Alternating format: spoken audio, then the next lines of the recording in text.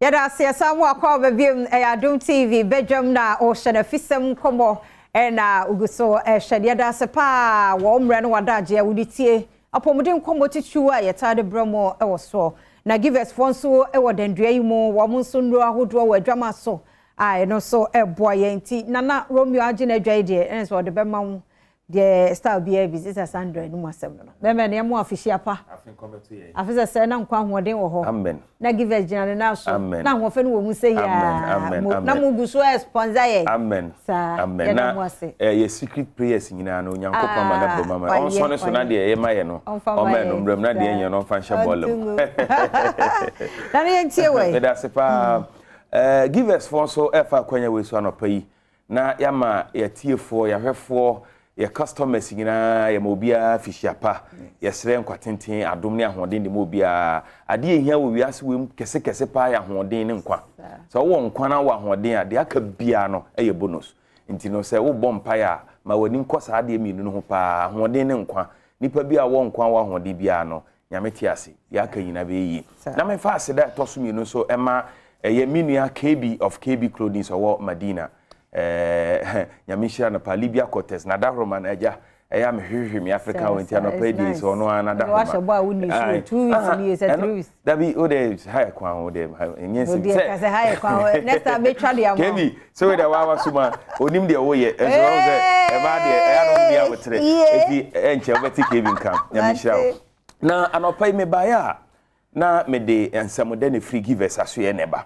ni nyina ne say ansana no ye number ene go screen na se no me ba cho betumi ahya ase na wafrɛ na bibia pese obusa bia no wabusa na yenso yayiwa no anopai me nkomo ne etiawa esanse mpanyimfo se asempa yetia aduro bejewa yatrema nye ne bebrebe ni nyina ne say yade ba ko a eha ema ne mema especially emema a ye fe ne UTI urinary tract infection me pa cho sa yade we akoye yare bia ene emema bebre na wo yare ne bi na de tie ne se obi wo ha o yare na pa but onim se symptoms we e kire se manya sa yare we ohuni se eye normal anopa inkomo ne yentwetwe wie no na wahu se nti wona mo nyina sa na won tiapo na enye normal ni nyina ne se UTI no eye yare a emprempi bacteria na de ba na urinary tract infection no eye yare a se ba wo so a de ema hu pa ne se eya wontumi control onyo so sem kwasi broni fra bibi urinary incontinence me pa cho yakase bibi e incontinence ase kire nyina ne se ase bibi a wontumi control se bia yakase o ye be ma na wo hwe me jonso ahya ase e de o a wo senka wo control but o de no control enye yie meti a me kase susu ampa se nka jonso ye se e de me an ma ka cho se cameraman ba cho hold it for me na menyu somra nipa bia no se jonso de wa e wo se wotumi control jonso no na wo ye de wo ye wie na fe wakọ eden wakọ jonso but emprempi no wo de ne de jonso no sha se de wa na hwa no e wo se wo jonso sansa wan jonso a e betumi ama wagu ani mu ase na nsenya video bi trendy wo social media omanpanyin bi o wa Africa ya omugina parade de omuhu ya ne se omanpanyin no adwonso agu no ho a jonso no aye form wo be enya asem papa but untumi mblemu no because yare na de ba de tie ne se emprempi no se oblada no ka jonso de wa untumi control eti obi o ha oda anajo a otimi jonso be 5 times 6 times 10 times ansa na de achi eya no ohuni se no ma beti o enro aminumsuo bebre nya no a ensuo no menya sure se wo numsuo ankre baako na obi a ono musuo ankre baako kura no otimi jonso 10 times in a night ansa na de achi brother enya normal be ba cho se jonso no ba bebre o jonso ntentem de ya kura ne se sometimes no jonso na do all right wa kwase wo kwa jonso you be matu sem oba be jonso afi wa chima jonso ne mba ade so jonso ne de o eno na efrefrew eno wa kwasa wo kwa jonso eno wa you be matu sem afi wa chima jonso ne mba obi won so ane de no wa jonso wie krampo no a wa wie bibia auto ne zip mu no na asa jonso no san de ne biem na o say ne be ma ne so san be jonso eno so obe chima na bia drop ba ku bia pie mu aba ni nyina kire wo se wanya wo hawo e wo onyu so mu e ba sa endowe me ka hye nyankopon die animonyam se obi biara owo dwunso mu hawo benom sa ndomi nu we na ntumi andi amwo ne bia no ba bia obehia me bia betumi asimi hu ana betumi kura sama me ama police fo Your friend give us GC mixture.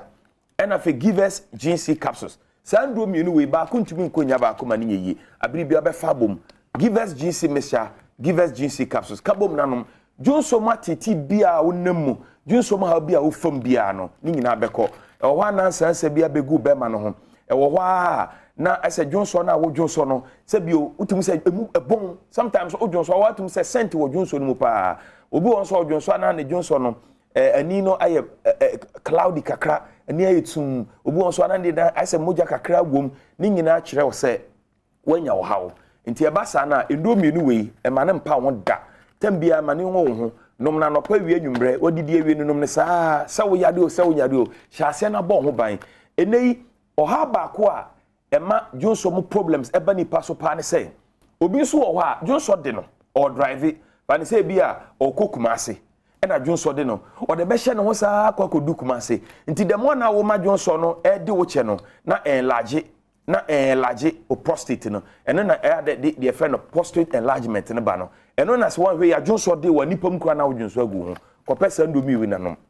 o ye oba o ye bema o emandroi empa ho da ye fe ne give us GC mixture ena give us GC capsules ba bia Ghana ha ye to adobia no obenya bia to na tumi aba sa na wo ye oba nso na won fachi komu hawa oba bia obu ni sa ote ya bia wo bia na nya normal enya sa na nyankopon bo wo eye nuane na nansen ye di no na kofa sa hawo nyina ba na ma no dodo na so ha omonye exercise ke ba sa na utumi nya hawo e wo nsabum oba bi won so obu ni sa 90 days na ote wasa na obu ni sa eno na bruni friend dysmenorrhea me pa cho se wo sa hawo na enya normal se wo betena se 90 days na wo bu sa de sister enya normal oba bi so obu ni sa na otwe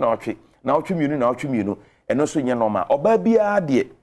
wan bu nsa kra no every 21 days bia betumi abu nsa ana 24 days 28 days ayire so akọ animu abro so aye 35 days bia se obu nsa but oba a ode na 35 days ana ode na less than 21 days bia no e kire se o problem e wo nsa bom e ba sa uhia give us GC mixture and afi give us GC capsules obeka bom se na wanom na tumi aboa wo amwade ho me ba cho your number ye 0543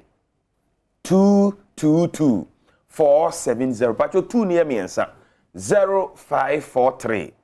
222 470 o friend number we are baby a wo bia na ebeje so na ye ne wakasa nyame adom so yendo na to apeti babia na we ene de sorry ye friend give us Herbal mixture on se ntontom no da ho ni nyina kire wo se bio unim aduane abempo a uhu doko na ahye a unim se aben na ahye saa na wo de unim de yempo a unya hu ntontom na da so pe ese hu se ya TDR malaria dro me pa cho kope bi nanom first ne ton 25 cedis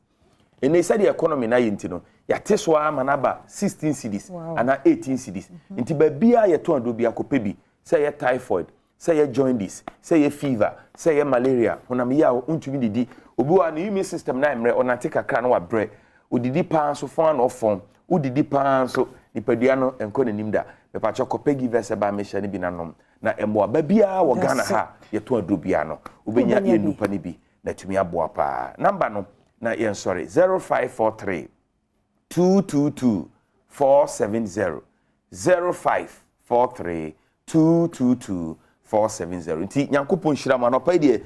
me sure say matimi abo no tofa pa o de say juma no tia ti nana Romeo no